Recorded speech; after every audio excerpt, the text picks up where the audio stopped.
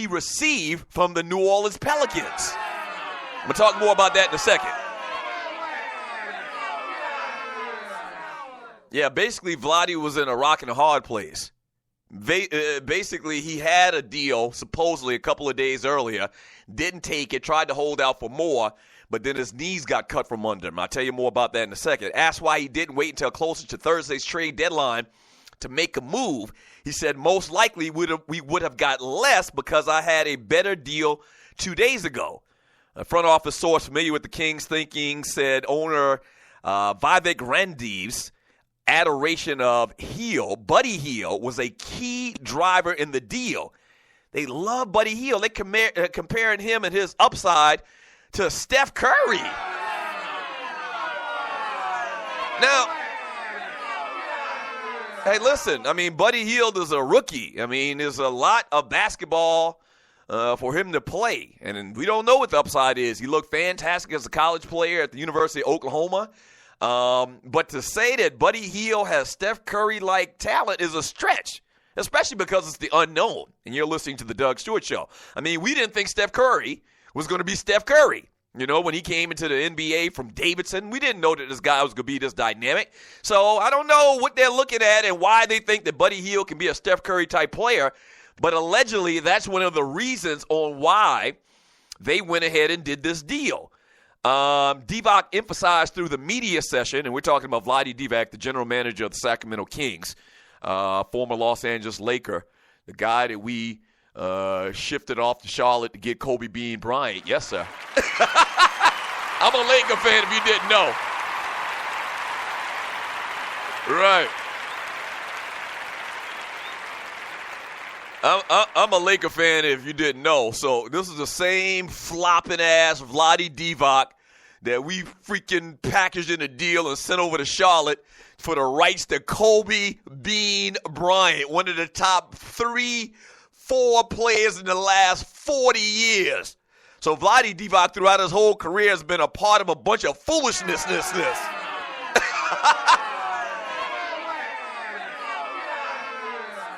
As a player in the trade for Kobe Bryant and now as the GM in one of the worst trades I think most basketball people will agree with. Divac emphasized throughout the media session on Monday that a change to the Kings culture was an important factor in the trade. Now, listen, one thing about this, and you're listening to the Doug Stewart Show, the number is 404-382-0338. You can also email me at doug@thedougstewartshow.com. I'm not really mad at Sacramento, and I think I said this as many words yesterday. I'm not really mad at Sacramento for making the deal because they weren't winning with Boogie Cousins. Allegedly, there's issue with his personality and his temperament in the locker room and all like that. So what's the definition of insanity? You know, doing the same thing and expecting a different outcome. So I'm not mad at them for making the deal. I'm not mad at the New Orleans Pelicans for making the deal, because kind of like the same thing on their end. You know, what do they have to lose? You know, I mean, what? They haven't won a championship. They hadn't really made a lot of noise in the playoffs, really no noise in the playoffs. So I'm not mad at either one of them. I guess the one thing that I'll point out is that they gave up, you know, Demarcus Cousins, a franchise-type player, and talking about the Sacramento Kings, once again, for fish heads and rice. And Demarcus Cousins is probably a top, you're listening to the Doug Stewart Show, maybe a top, maybe 10 through 15 player in the NBA. Do the math. There's 30 teams. There's like 15 players on each team. He's probably in the top 10 to 15 players in the game. You can't get Buddy Hield and a couple other lesser players, man, and a pick for a bona fide back-to-the-basket center in the NBA in 2017. You just got to get more. And, you know, as much as they may have wanted to trade this dude, they just can't do it just to do it. And so I don't know. Here's a major thing about that that's come out over the last 24 hours, and you're listening to the Doug Stewart Show. Vlade Divac kind of intimated that the reason why they weren't going to get a better deal for Demarcus Cousins is because his agents were telling all the NBA teams not to do the deal because their client, Demarcus Cousins, wasn't going to re-sign with them.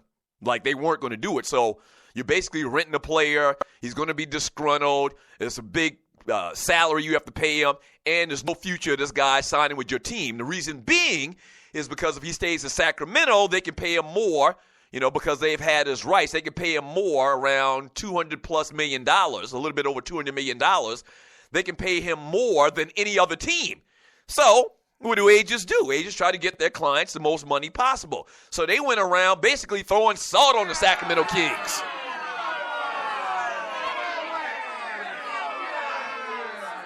Right. They went around throwing salt on the Sacramento Kings. Don't do this. Don't do this deal. My player, our player that we represent, Demarcus Cousins, he's not going to do a long-term deal with you. You're wasting your time. He's going to be disgruntled once again. Don't do it. Don't do it, because they want him to stay at Sacramento, where Sacramento can give him the most amount of money. And if that was the case, man, Vlade and the Sacramento Kings' hands were kind of tied behind their back. They literally got their knees cut from under them. So that's part of what was going on in this thing over the weekend. So I understand it really from all aspects, but just a bad situation. And here's the thing about it. Sacramento could have done this deal or moved Demarcus Cousins many, many times over the last couple of years or so, but they didn't. And I don't know. A lot of people say, Demarcus Cousins is who he is. He was never going to change. The things that he did on the court, in the locker room, supposedly, he wasn't going to change. He's a leopard that wasn't going to change his spots. And also, one other thing to add to this conversation as well, and you're listening to the Doug Stewart Show, is he already served a game suspension for technical fouls. He got 17 technical fouls. Do you realize that any other technical foul that he gets for the rest of the year, he's out of the game? He loses a game. He is suspended one game. Yeah. If Demarcus Cousins gets one more, each time he gets a technical foul, he has to serve a one-game suspension.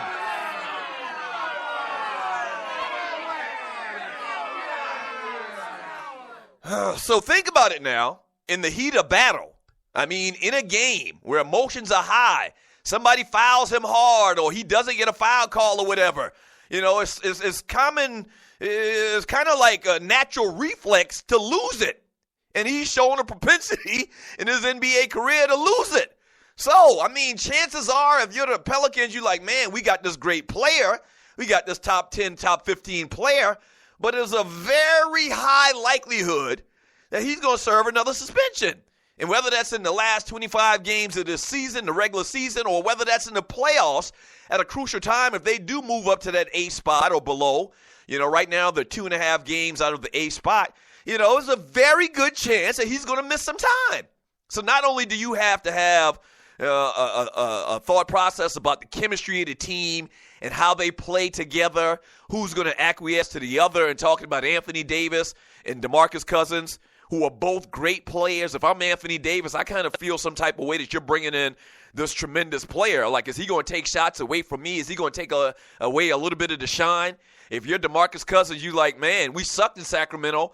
Now I'm going to this team. It's probably a better fit. They have a better future. We may even make it to the playoffs. But this Anthony Davis guy, who just scored 52 points in the All-Star game the other night, is going to take some of my shine away.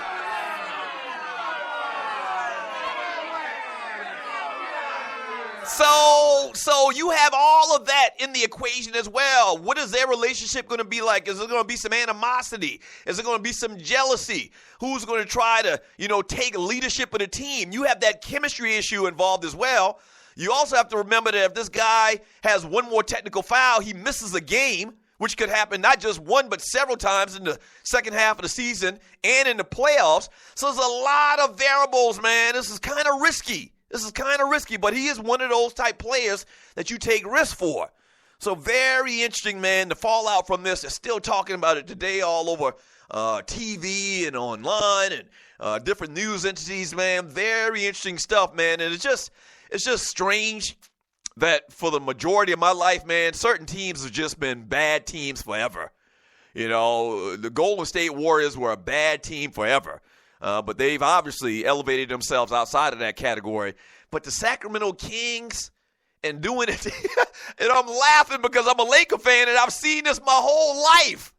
I've seen the Sacramento Kings just waste pick after pick in the draft. I've seen them make horrible after horrible trade before the trade deadline. I've seen them just fall apart when they had a shimmer of light, when they had Chris Webber. I've just seen it. The Sacramento Kings, like Denny Green said, are who we thought they are. A train wreck. An absolute train wreck, the Sacramento Queens. Wow.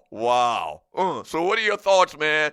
404-382-0338. You can also email me at doug@thedougstewartshow.com. Once again, today we'll talk NBA trade deadline, which is 2 days from now. We'll get into that coming up in the next segment. Yes, sir. The NBA is fantastic. Yeah, the NBA is fantastic. It's that time of the year we got to move on from the Falcons giving up a 28-3 lead in the Super Bowl. Shit. We got to move on from that. Man, I got to thank y'all while I'm thinking about it. Thank y'all for checking out my videos at TDSS on YouTube.com. Thank you.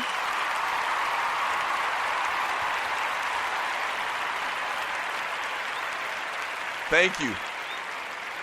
Thank you for sharing the videos, man. Let me go back and look here. And I talked about the one video, which is the coup de grace video that I've done thus far. The video where the day after the Super Bowl, where I basically had a meltdown in studio. I think the last time I mentioned it on the show, we were at like 54,000 views. As of right now, we have 68,364 views of my meltdown video. Thank you. Thank you. Man, I appreciate it, man. I appreciate you checking out my videos at TDSS on YouTube.com. I appreciate you sharing them. With those 68,000 views, I think I'm going to get a check from YouTube for like $7.55.